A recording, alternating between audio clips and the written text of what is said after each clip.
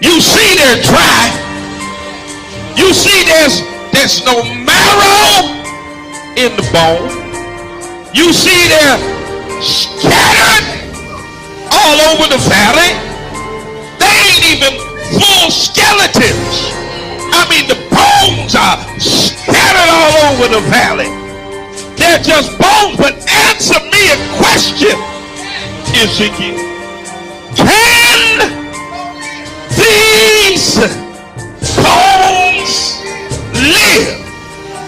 Ezekiel answers the only way he knows how to answer. Lord, you know. Critical race theory was born out of critical legal theory. Am I teaching y'all something today? There emerged two common beliefs linking all critical race theories. First, white supremacy has subordinated black people and other people of color. That's just a fact.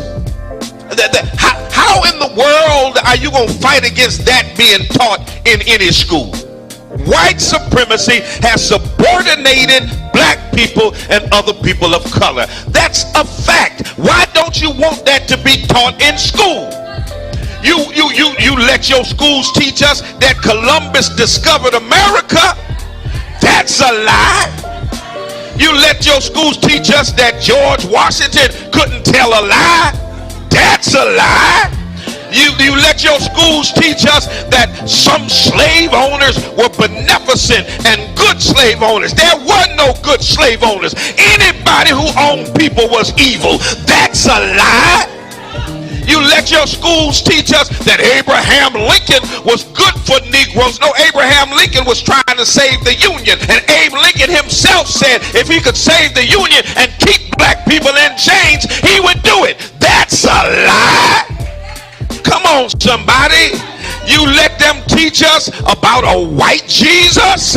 You let them teach us that Native Americans were the aggressors. Come on, somebody. That white folk had a manifest destiny and that the pilgrims were good to Native Americans. That's a lie. All day, every day, you let them teach us lies. All throughout my history in school, I was taught lies. But you got a problem with critical race theory because it teaches the truth that white supremacy has subordinated black people and people of color. The right to bear arms. Let me just back up a little bit and let me take you on back to the late 1960s when Ronald Reagan was the governor of California. And they were oppressing black folk, and a group of men and women known as the Black Panther Party decided that they were going to defend the rights of black folk. And the Black Panthers decided that the Second Amendment wasn't just for white folk. So they strapped themselves with guns and showed up at the Capitol in California. And when they saw them Negroes with guns, come on, somebody. That's why I say if you ever really want to get gun laws changed, just strap all these Negroes up. They'll change them laws before the week is over. When the Black Panthers, watch this, I want you to read, the California legislator passed what was called the Mulford Act.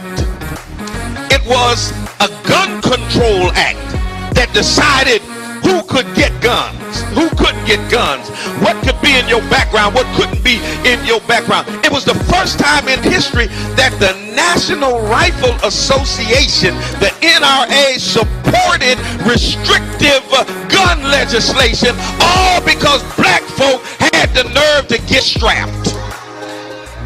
Look at your neighbor and say, neighbor, go get strapped. Amen, somebody.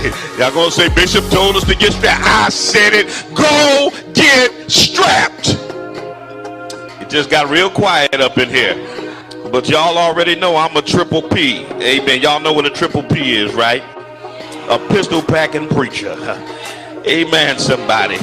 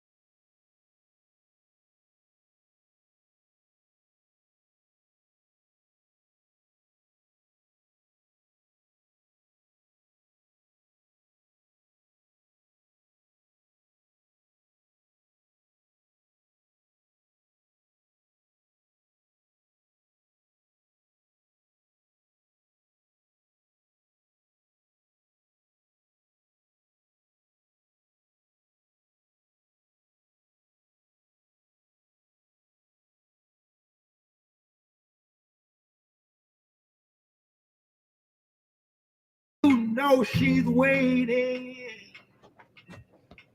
Yes, anticipating. What's happening, family?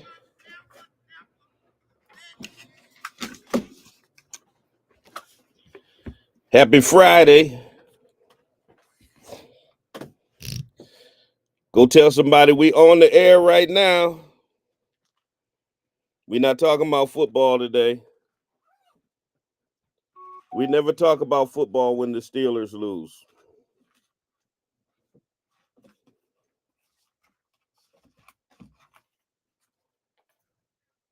But we're going to talk about something.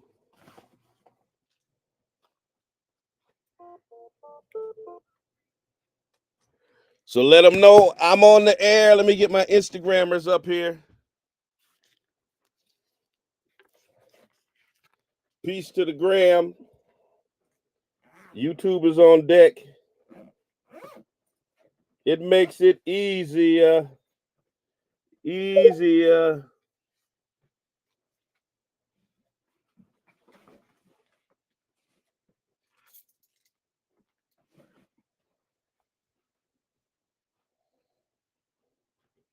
I got some Otis Redding in the background.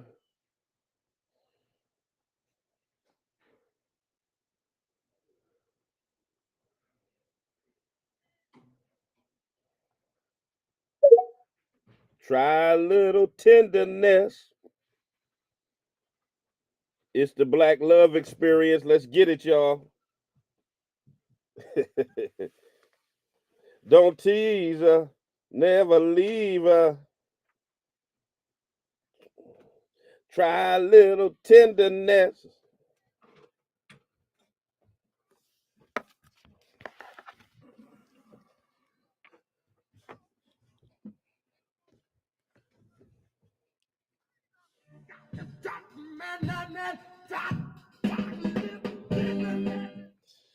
Y'all already know what it is. Y'all know I can't be playing certain songs and stuff like that because, you know, Facebook be tripping. So it is what it is. Go ahead and like, share, subscribe. Tell somebody we're on the air. I see you, Houston. Houston's already checking in. Rep your city, rep your town. Let me know where you're chiming in from. Let me see who is in here from where. I see Facebook is checking in. Let me see where the gram is checking in from. Steelers got beat. Mike Tyson got whooped. What's the world coming to? You know, just ain't right. And y'all saw the videos. Y'all saw the videos of Tyson training. It's like, where was all that during the fight? Y'all can't tell me he didn't throw that fight. I see Chicago on the gram. I see North Carolina on the gram. All right, come on. Where y'all at? Where my YouTubers at? Where y'all at, YouTube? Let's get it. Let's get it. In a sentimental mood, Lil John Coltrane with some Duke Ellington in the background. Of course, we do this in honor of Rep Ben Swan, who was the host of this program for many years, jazz aficionado, and he would start out the program with In a Sentimental Mood. I see you, Charlotte. I see St. Louis. What's happening?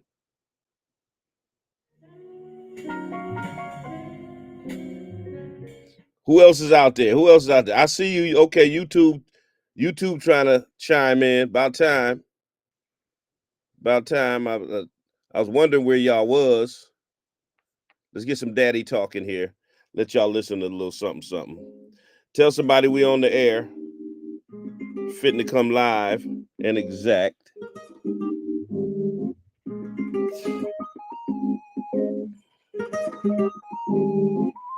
All right, there we are.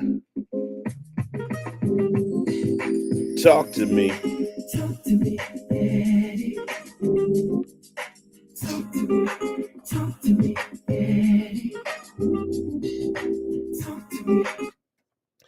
90.7 WTCC. Good morning. Welcome to the Black Love Experience. I'm your host, Bishop Talbert Swan the second. TGIF, thank God it's Friday. I want to thank Deacon Ernie Johnson, my fellow brother of Iota Phi Theta fraternity and my fellow Steelers fan, for bringing us up until the 9 o'clock hour with great inspirational gospel music. You can hear Deacon Johnson every Friday from 6 a.m. to 9 a.m. Good way to start out your Friday. Great way to start out this work week, the end of this work week, rather. Great way to end the work week. So listen, Trump's cabinet is shaping up, y'all. And for all of the talk that that these conservatives are doing about DEI, I mean, they were debating on Congress getting rid of all federal DEI programs, and the language that they used in the bill, they used oppressed. And Representative Jasmine Crockett from Texas went in, telling them that these white men don't know anything about being oppressed. But that's the narrative they're spinning.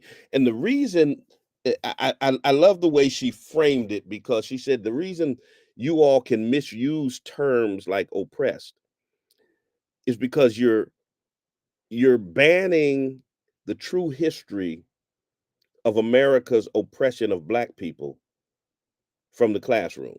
So when you don't teach people what real oppression is, the dehumanization of non-white folks, then you can say crazy stuff like white men in America are oppressed. If you haven't seen that video, you need to look it up. Maybe we'll play it before the end of the broadcast. The main thing I want to deal with today is Trump's um, sexual assault brigade, his DEI cabinet. And by DEI, I'm not talking about diversity, equity, and inclusion. I'm talking about didn't earn it. Yeah. They always talk about DEI. Everybody who's black who winds up in a position of authority. I see the preacher man, Jesse Burgess. Good morning. Um, they call him a DEI hire. Kamala Harris is a DEI hire. This one, that one, DEI, DEI. And this dude got a whole cabinet of sexual offenders and unqualified people. The nominee for the Department of Defense is a Fox News host. The nominee for the education secretary, get this, check this out. His nominee, Haywit, his nominee for education secretary is a woman who ran the Worldwide Wrestling Federation and who lied on a questionnaire to get a position with the Connecticut Board of Education. Guess what she lied about? She said she had a degree in education. and and you can't make this up. And when the Hartford Courant found out that she lied, she had no degree in education. She majored in French. She said, "Oh, I thought my degree was in education." How do you major in French and mistakenly think your degree is in education? But she's nominated to be the education secretary. You can't make this kind of stuff up. This is crazy. So we're going to talk about his DEI hires. I'm going to play a little bit of a clip. I responded to the Reverend Alton Williams out of Memphis, Tennessee. And he said that, check this out, America escaped God's judgment by electing Trump. That because Trump was elected, we escaped the judgment of the Almighty. And I just asked the question, like, okay, Kamala Harris's policies were so bad that if she was elected, God was going to rain down fire on America. But he ain't rained no fire on America for the enslavement of Africans, the dehumanization of black people, lynching us, brutalizing and dehumanizing us. He didn't rain no fire on America for the slaughter of 15 million Native Americans. He ain't rained no fire on America for all of the other evils and atrocities that is done throughout its history, but he was going to burn America down if we had elected Kamala Harris. I'm just trying to figure, how do Negroes, what goes on in the mind of Negroes who say this kind of crazy stuff? This is a black man, black preacher out of Memphis, who's saying this stuff. Rep your city, rep your town. Let me know where you're chiming in from. We're gonna be right back. Strap up, put your seatbelts on, put on some scuba gear. We finna go deep. We'll be right back. Don't go nowhere.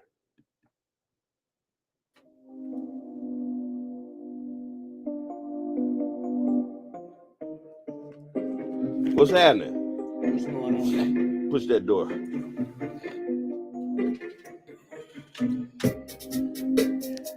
You say you sold out because black women are loud and crass.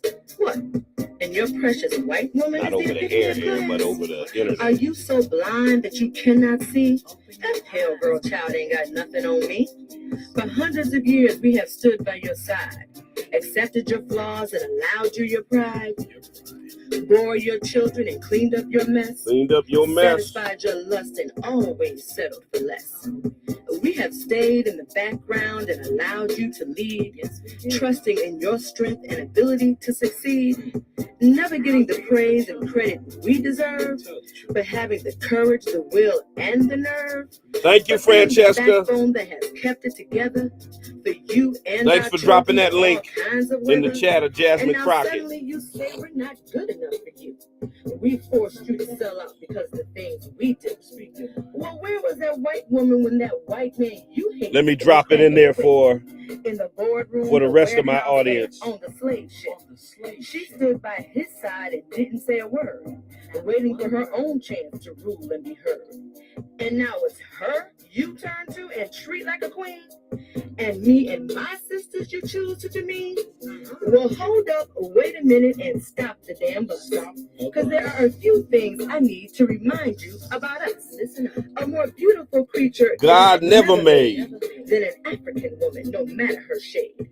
High, yellow, red bone, or cocoa brown, we are more than worthy of wearing a crown. Ebony, mocha, or black as the night. It is we who have always shared in your plight. We are passionate, spiritual, loving and kind. A more generous heart you'll never find than the one that beats inside the body of a Nubian queen. The hardest working, loving, giving woman you've ever seen. For we give and forgive until there's little left. Then we're forced to put up our guard to avoid your theft. The theft of our hearts and our trust, the very nature of our soul, by our so-called brothers who are just playing a role.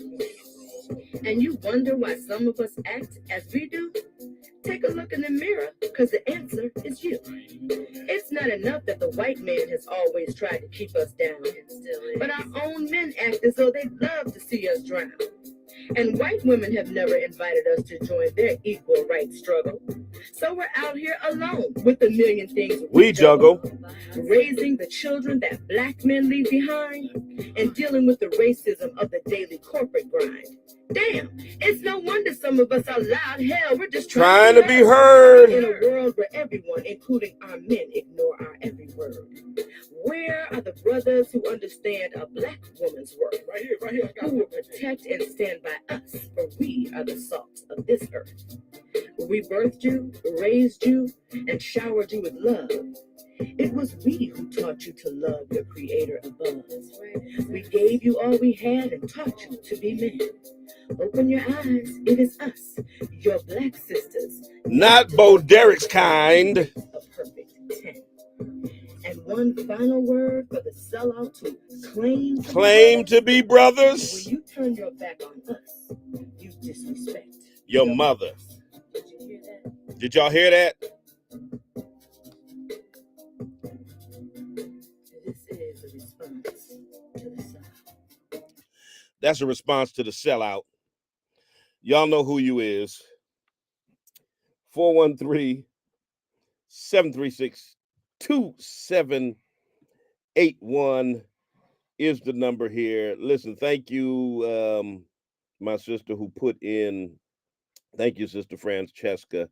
She put in the link to the video of Jasmine Crockett, representative out of Dallas, Texas, who went in on those who were trying to pass a bill claiming white men were oppressed. And that's the reason why we need to get rid of DEI policies, because the poor white man is being oppressed in America.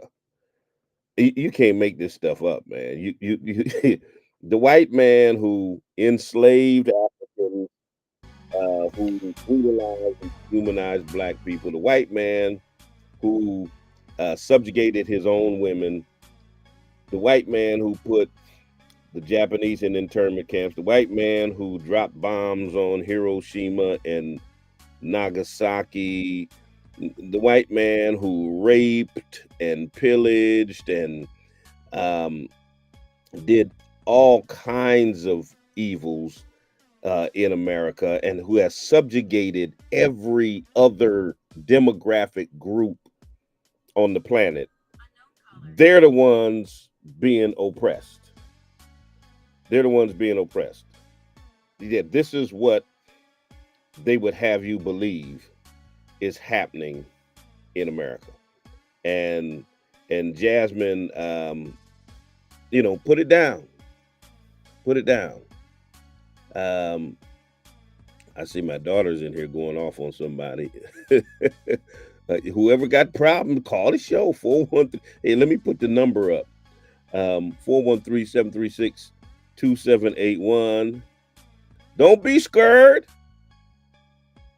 Don't be scared. Call.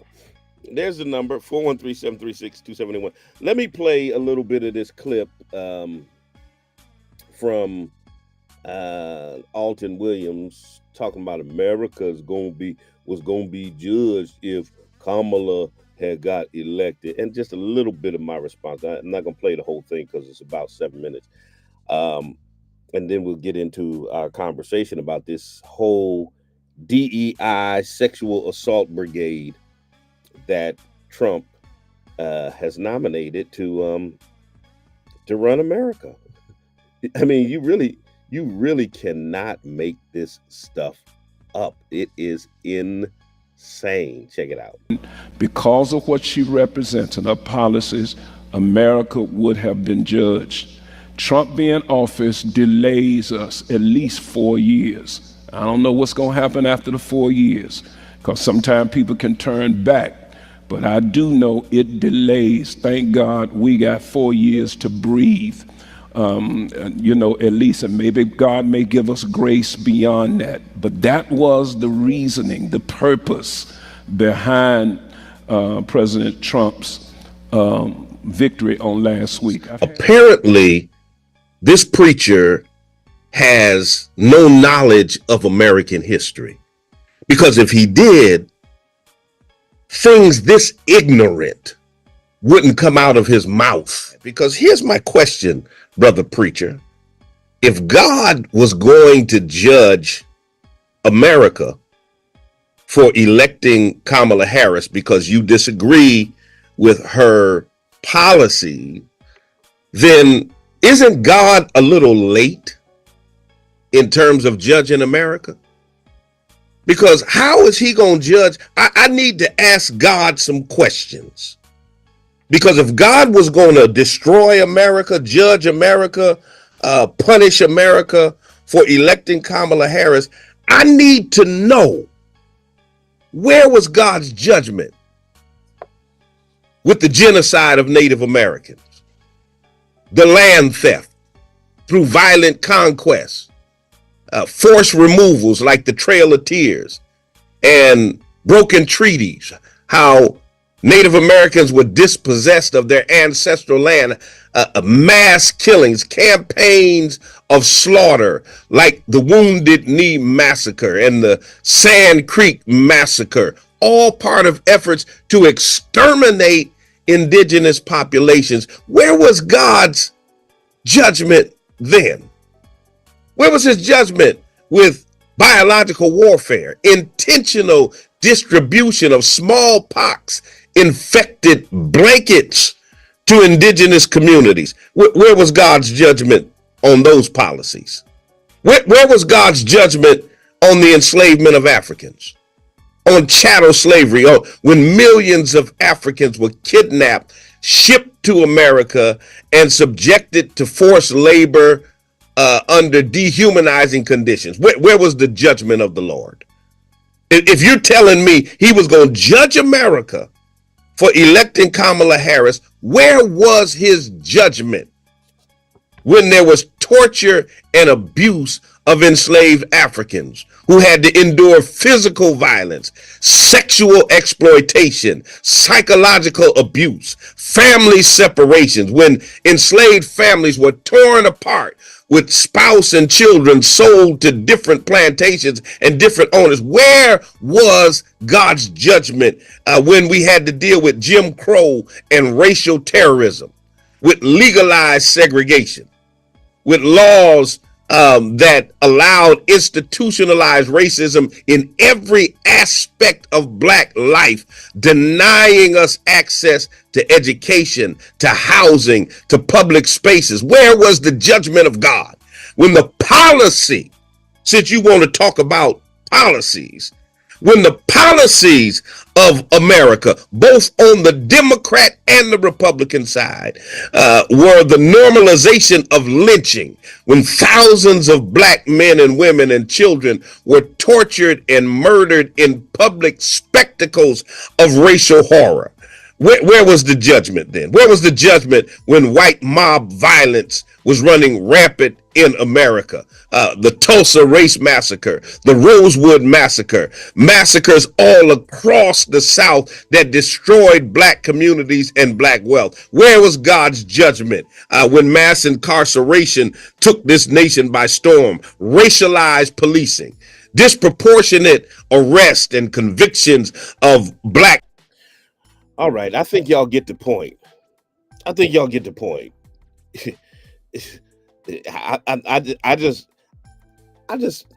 I'm confused how a 50 some odd year old Black man doesn't understand that. How he doesn't understand the history of wickedness and evil that has taken place in America, and he has the nerve to say, well, if y'all had elected this Black woman, God was going to rain fire on America, but he let America get away with all of the things that I listed there. The level of ignorance and theological malpractice. I mean, he's as bad as white Christians who used the Bible to justify slavery and to justify a manifest destiny of white folks and all of that, twisting the Bible to tell you that had you voted for a particular person that he chose not to vote for, that God was going to burn America up. It's ignorant. And if you're sitting in them kind of churches, you need to get out. Straight up. 413-736-2781. 413-736-2781. 2781 is the number here if you want to chime in on the conversation. Let's talk about this hypocrisy of conservatives and everybody who supports Trump and are defending his sexual assault brigade and his DEI cabinet as much as they talk about getting rid of DEI. His administration and his appointees that he's nominating, who have sordid histories, problematic histories, is mind-boggling. It's staggering. It's an unholy trinity of endorsing immorality, dismissing merit, and remember, they always talk about merit. That's their go-to word when they start talking against DEI, that things should be about merit. They dismiss merit when it comes to Trump's picks. They dismantle equity. Now, they're always going around decrying so-called wokeness, railing against diversity, equity, and inclusion, and saying that it's discriminatory against white people. Now, the amazing thing about that is, for 400 years, America has had no problem discriminating against black people. And when policies are put in place to level the playing field, to counter the historic discrimination against black people, they say, oh no, that's discriminating against white folks.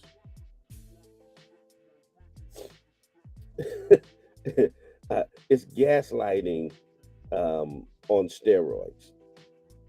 And so they are wholeheartedly supporting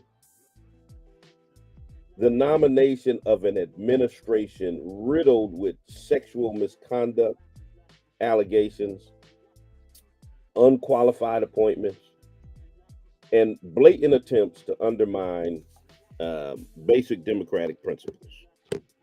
Now, we know that Trump has long been accused of sexual misconduct, so we know he don't really have a problem getting his freaky partners and homeboys and homegirls in on the mix on American government. He doesn't have a problem nominating a Matt Gaetz who is accused of sex trafficking minors, because those are the kind of people that Trump hangs out with. Remember, he was best friends with Jeffrey Epstein, a convicted child sex trafficker. So, Trump ain't got no problem. Oh, you sex traffic kids? No problem. I got a job for you. Be the Attorney General of the United States. You can't make this kind of stuff up. Let me get Anthony in here in the space who wants to holler at us. Anthony, you got the microphone.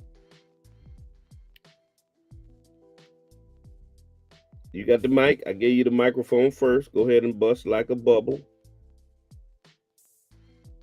Going once, Anthony. Going twice.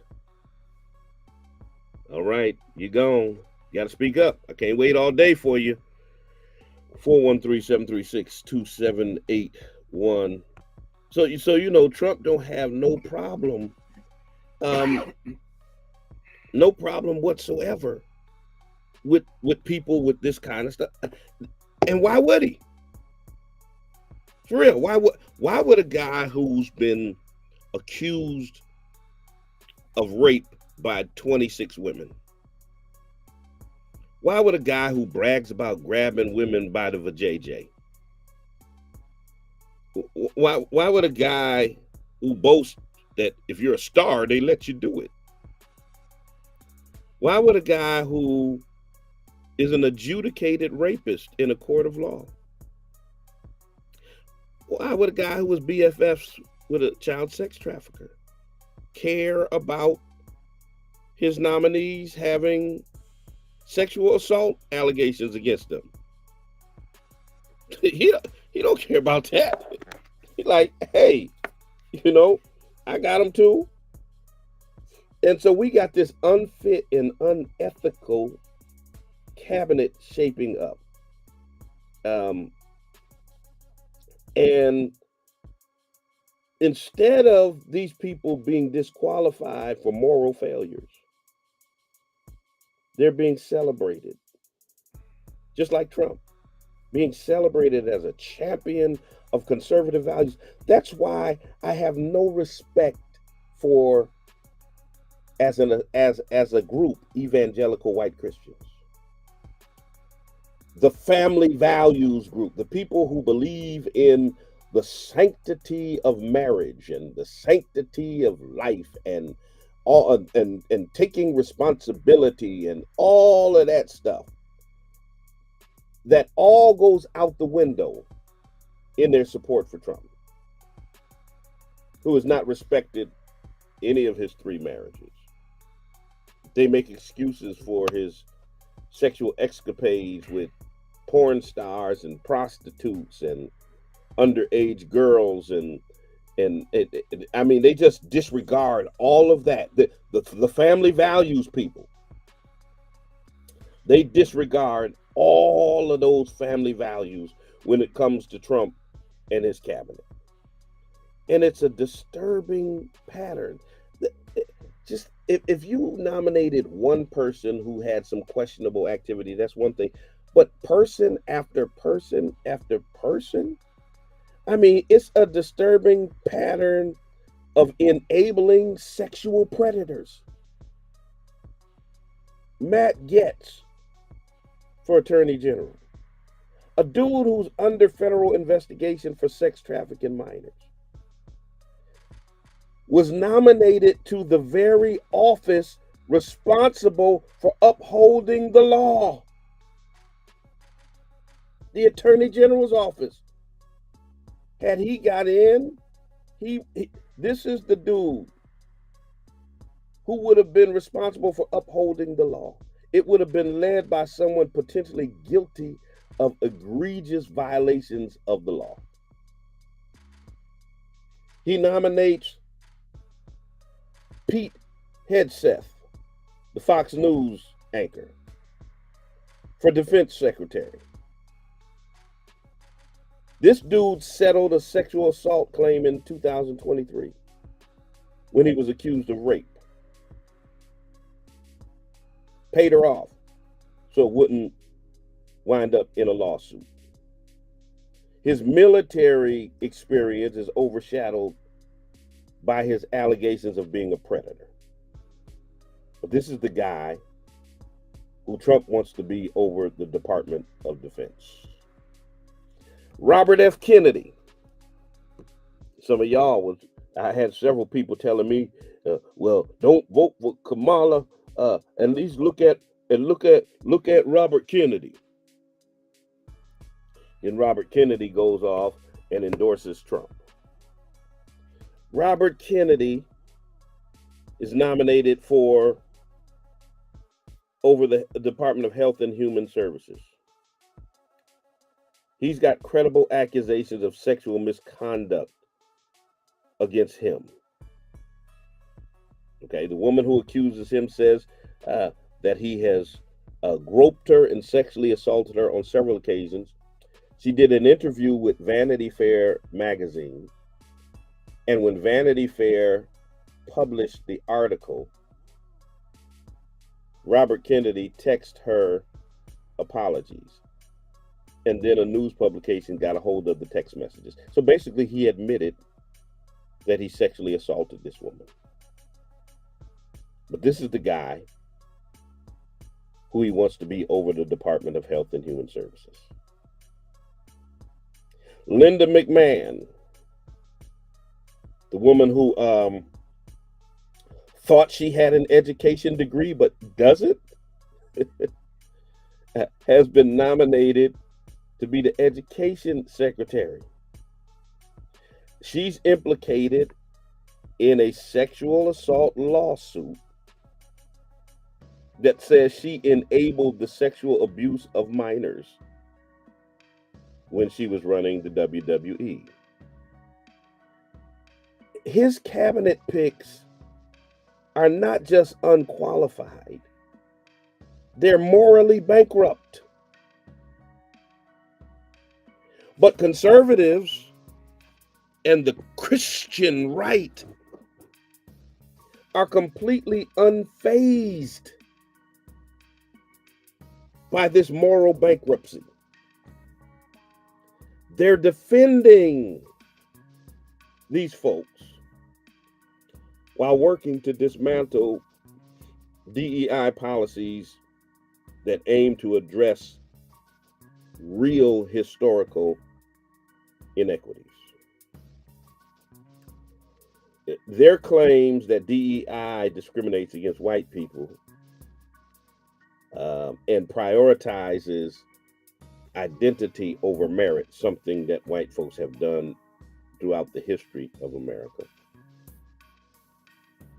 That argument collapses under any level of real scrutiny. Trump's potential administration reflects a blatant rejection of merit. And see, this opposition to DEI is not about fairness. It's not about justice. It's not about equity. It's not about oppression of the white man.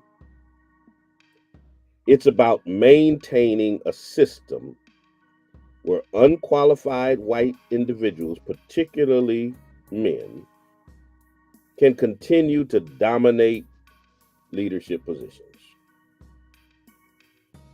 It's about the maintenance of white supremacy and power.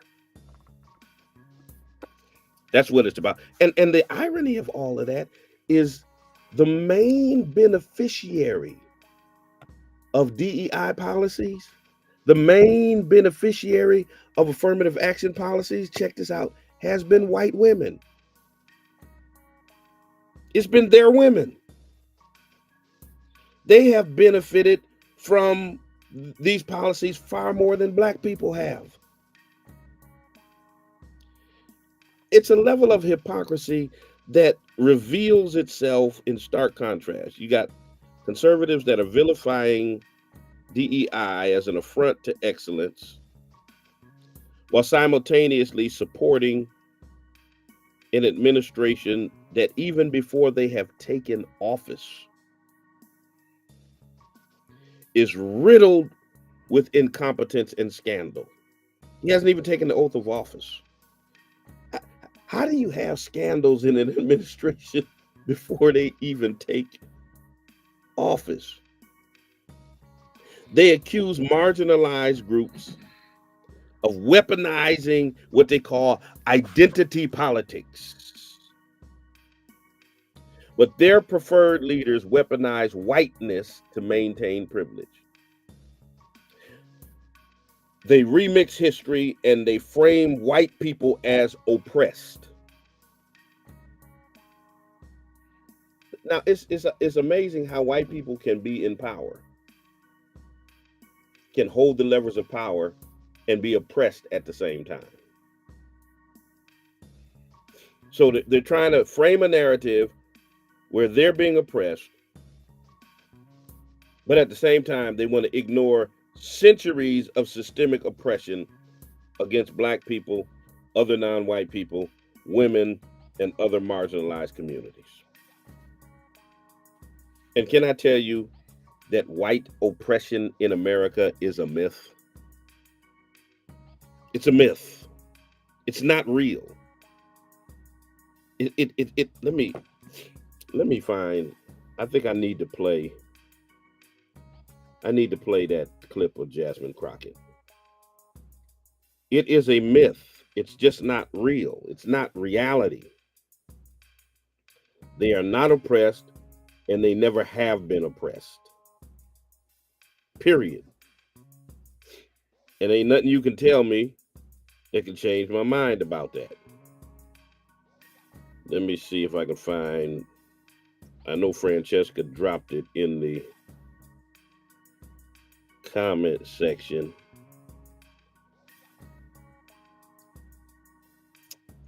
I need need to pull that up because Jasmine went all the way in, and of course, Fox News and others said, black congresswoman goes on a rant against white people. That's how they termed it. She goes on a rant against telling the truth is not a rant. Okay.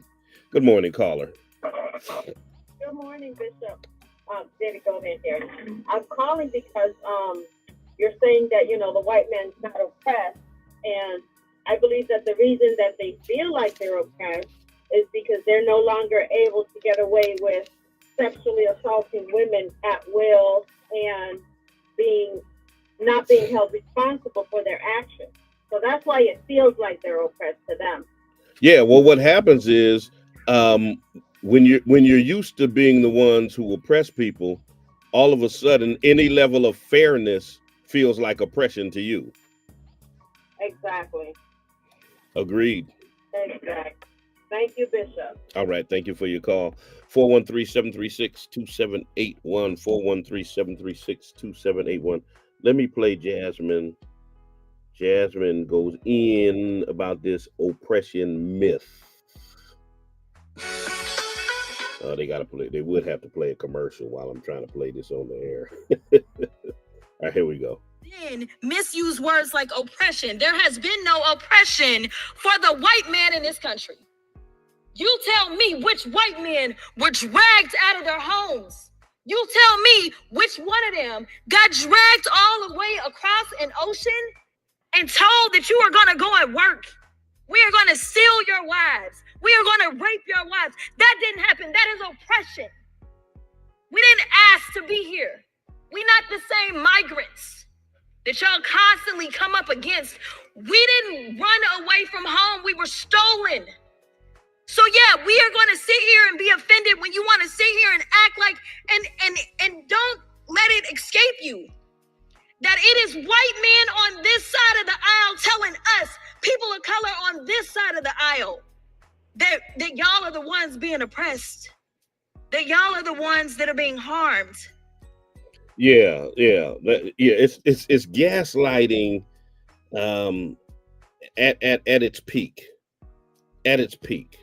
Trying to claim white men are oppressed. It's a myth. It's a narrative of victimhood. They're fond of using that word when it comes to us. When we talk about what really happens to black people on a day-to-day basis, they're fond of throwing around the term victimhood. You choose to be a victim. No, the hell we don't choose to be a victim. Y'all choose to be victimizers. But it's a calculated lie that's designed to stoke fear in other white folks and consolidate power. Because in reality, white Americans have historically and presently held disproportionate economic, political, and social power. DEI policies do not oppress white people. They seek to dismantle barriers that have systemically excluded non-white people. Policies that are aimed to create equity only threaten those who want the status quo, who are desperate to maintain an unfair advantage. And so opposing DEI, they basically are revealing their true agenda, which is upholding a system where unqualified white individuals can rise unchecked while denying opportunities to talented, qualified, marginalized individuals. DEI is never about giving jobs and opportunities to unqualified black folk. It's about leveling a playing field and dismantling a system that denied opportunities to qualified black folks. Matter of fact, denied opportunities to more qualified black folk. It's no coincidence that right now in America, a white man with a high school diploma will make more money over the course of his career than a black man or a black woman with a college education. That's not coincidence. That's based on a system where white men can fail up. Okay? Where they are afforded opportunities that black people far more qualified than they are denied. And we've all experienced it. We've all experienced it. When I was in the corporate world, I had to go to war with my company because they created a position that I wanted to apply for, and they hired a white man who had a fraction of my experience in the field and who had less education than I had. And yet they hired him and gave him a salary of about $20,000 more than I was making, and I had been with the company for 8 years. And I had to threaten to sue them for them to bring my salary up commensurate with this white man with a year's experience in the field and less education. We've all been there. If you're black and in the workforce, you've experienced far less qualified white folks being placed above you. That's the nature of America. And to sit here all of a sudden now and try to remix history and pretend that the white man is oppressed in America is insulting. Is insulting. I mean, this support for Trump and his administration demonstrates a dangerous willingness to ignore immorality and incompetence for the sake of maintaining power. Their opposition to DEI is not about fairness, but it's about preserving privilege. And as this orange Mussolini continues to nominate unqualified individuals, people who've been accused of sexual misconduct, the selective outrage over DEI only reveals their level of hypocrisy. I mean, it's like a who's who of scandal. Yeah, a who's who, who raped who sexually assaulted who had sex with a minor, who's doing child sex trafficking. These are people who he wants to be government officials. And it's like there's no moral or ethical depravity that raises a red flag with this guy. It's like, we don't really care. I mean, as a black man, if I was accused of rape, if I was accused of sexually assaulting a minor, I couldn't get a job anywhere,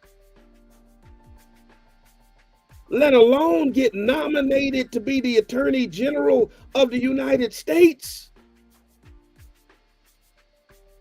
or become the President of the United States or be nominated to be the Secretary of the Department of Defense or the Secretary of Education or the Secretary of the Department of Health and Human Services.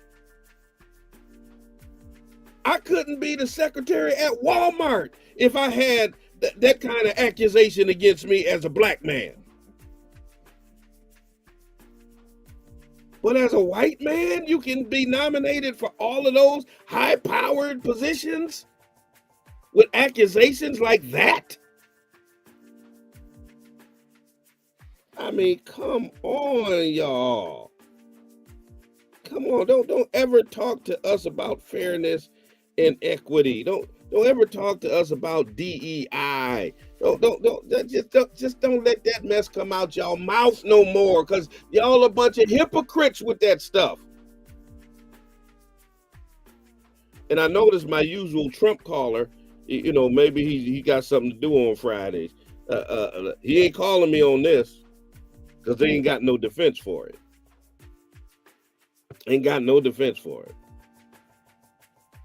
And for you brothers out here defending your vote for Trump because of the price of eggs, y'all niggas don't eat no eggs anyway. Y'all need to stop. You need to cut it out. This ain't about no doggone eggs. Y'all need to cut it out. Y'all need to stop.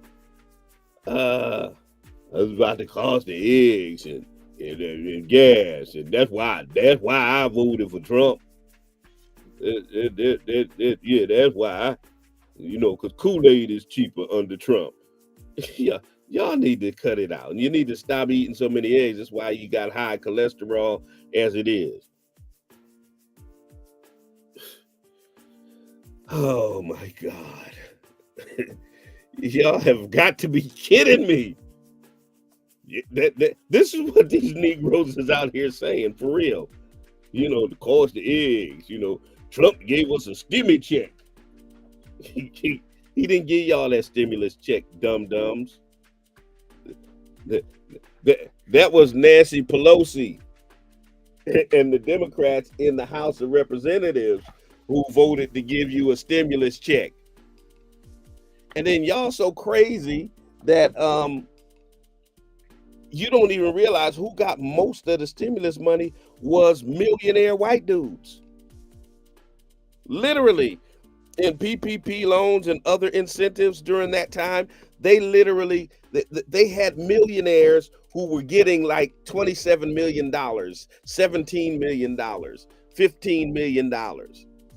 And y'all sitting up here talking about Trump gave us $1,200. Let me ask y'all for real. What y'all gonna do with $1,200?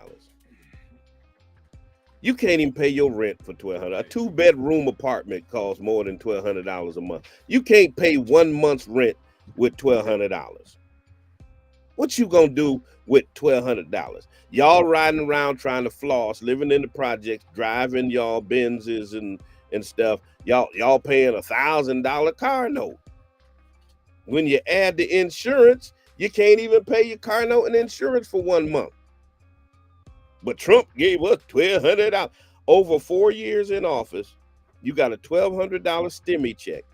Let's divide that stimmy check by 4 years. That's $300 a year. You voted for a dude because you got $300 a year? Like what you doing with $300 a year? like for real? Like seriously? What y'all doing with $300 a year? Let me see y'all try to survive off of $300 a year. But these are really reasons why y'all sitting up here talking about why you voted for Trump. I kid you not. During the pandemic, I'm sitting in my man cave and my flat screen died on me. And so I said, okay, I can order another flat screen, or better yet, let me throw my mask on and run up to Walmart and I'm just going to buy a new flat screen. So I jumped in the whip, rode up to Walmart. There was no flat screens. like none, no, of no size, no. And so I asked. There was a Puerto Rican guy there who was working in that area of electronics, and I said, "Man, what did y'all have a sale or something? Like, what happened to all the flat screens?" True story. He said to me, "You know what happened." I said, "No, I don't know what happened. I mean, was there a sale?" I mean, he looked at me again with a smirk on his face, and he said, "You know what happened." I said, "Dude, would you stop playing with me and tell me why all the flat screens are going?" He said, "People got their stimulus checks."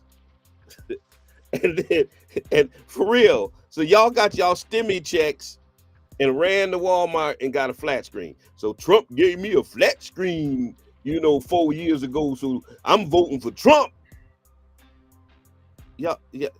These are real responses from real live Negroes in terms of why they voted for a guy who told y'all that if I get in office, I want to give police complete immunity.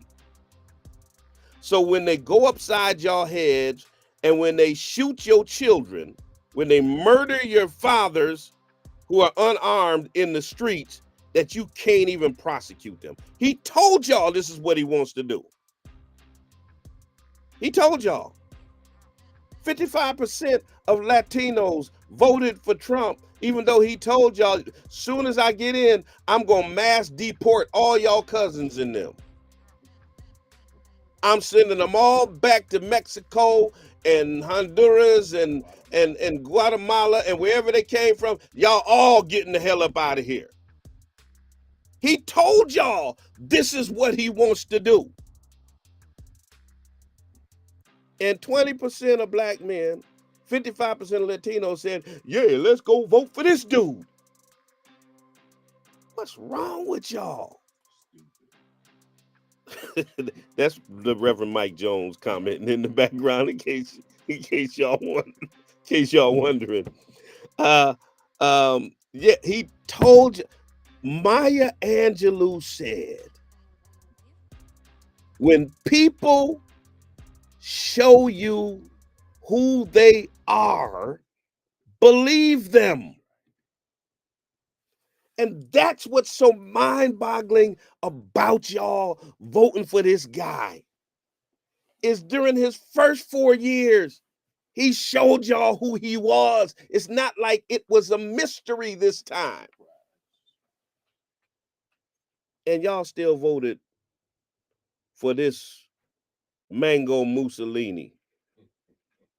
And now we got 4 years of this nonsense, and we got crazy preachers talking about God not gonna judge America now because we voted for Trump. Anyway, tune in on Monday. I'll be back on the spoken word. Don Felton is in the studio. He's coming up next with mid-morning jazz, great black music. He's going to make it smooth. He's going to make it personal. So keep it locked right here to 90.7. If you're looking for a place to worship, check us out at the Spring of Hope Church of God in Christ. We're located at 35 Alden Street in Springfield, Massachusetts, 35 Bishop Talbert Swan Way, the brick church right there at Six Corners. We're building better tomorrows by changing lives today. Until the next time I talk to you and you talk to me, always remember, God loves you, and so do I. Peace and blessings.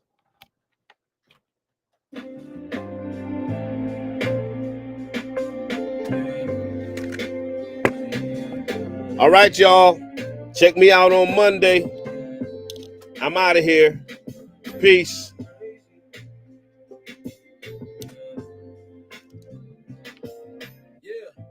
This one is for all the brothers that passed, but more particularly one because it affected me drastically.